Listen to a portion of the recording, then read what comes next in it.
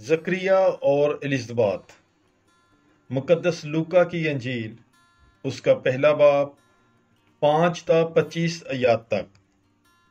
شاہ یہودیہ ہیرودیس کے ایام میں ابیا کے فریق میں سے زکریا نامی ایک کاہن تھا اور اس کی بیوی ہارون کی بیٹیوں میں سے تھی اور اس کا نام الزبات تھا، اور وہ دونوں خدا کے نزدیک راست باز تھے اور خداوند کے سب احکام و قوانین پر بے عیب چلنے والے تھے، اور ان کے کوئی بچہ نہ تھا کیونکہ الزبات بانجھ تھی اور دونوں عمر رسیدہ تھے۔ اور ایسا ہوا کہ جب وہ خدا کے حضور میں اپنے فریق کی باری پر فرائض کہانت ادا کرتا تھا تو کہانت کے دستور پر اس کا کرا نکلا کہ خداوند کی ہیکل میں جا کر لبان جلائے، اور لوگوں کی ساری جماعت لبان جلاتے وقت باہر دعا کر رہی تھی۔ تب اسے خداوند کا ایک فرشتہ لبان کی قربان گاہ کے دہنی طرف کھڑا ہوا دکھائی دیا، اور زکریا دیکھ کر گھبرایا اور اس پر دہشت چھا گئی۔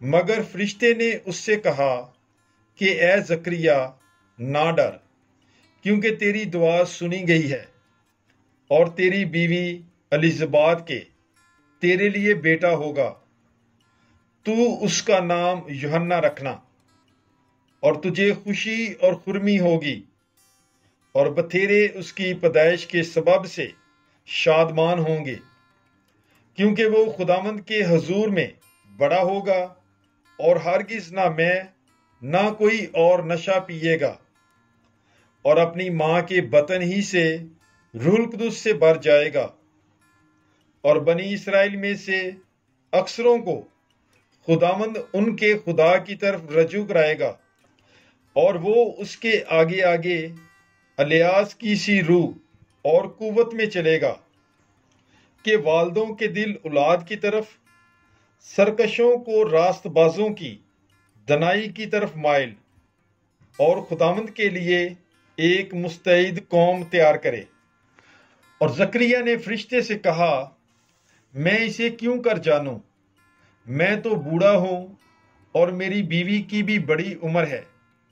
فرشتے نے جواب میں اس سے کہا، میں جبرائیل ہوں جو خدا کے حضور کھڑا رہتا ہوں، اور مجھے اس لیے بھیجا گیا ہے کہ تجھ سے کلام کروں اور ان باتوں کی خوشخبری تجھے دوں۔ اور دیکھ، جس وقت تک یہ باتیں واقع نہ ہوں تو گونگا ہوگا اور بول نہ سکے گا، اس لیے کہ تو نے میری باتوں کا جو اپنے وقت پر پوری ہوں گی یقین نہ کیا۔ اور لوگ زکریا کی راہ دیکھتے تھے اور ہیکل میں اس کے دیر کرنے سے تعجب کرتے تھے۔ جب وہ باہر آیا تو وہ ان سے بول نہ سکا، اور وہ سمجھ گئے کہ اس نے ہیکل میں کوئی رویا دیکھا ہے، اور وہ ان سے اشارے تو کرتا تھا پر گونگا ہی رہا۔ اور جب اس کی خدمت کے دن پورے ہو گئے تو وہ اپنے گھر چلا گیا۔ اور ان دنوں کے بعد اس کی بیوی الزبات حاملہ ہوئی، اور وہ 5 مہینے تک یوں کہہ کر چھپتی رہی کہ یوں خداوند نے میرے لیے کیا ہے، جب ان دنوں میں آدمیوں کے سامنے میری رسوائی دور کرنے کے لیے نظر کی۔ پاک کلام کے پڑھے اور سنے جانے پر خداوند کی برکت ہو۔ خدا کا شکر ہو۔ God bless you. Bible is life.